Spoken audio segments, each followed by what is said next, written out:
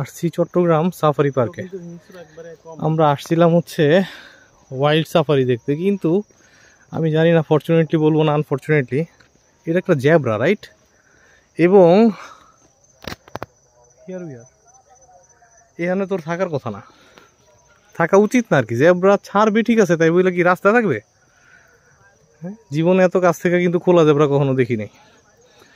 Zebra আমার জানা মতে তো রিস্কি না, কিন্তু লাথি মাত্রি তো দিতেই পারে নাকি।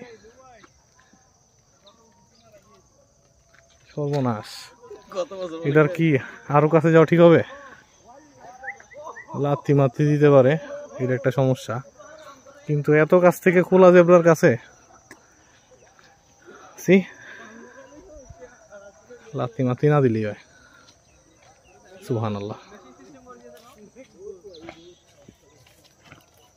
এটা কি জেব্রাই আসলে না ঘোড়ারে কালার করছে? জেব্রা জেব্রা হ্যাঁ, ওর তো পুরা শেপ ইয়ের মতো, ঘোড়ার মতো।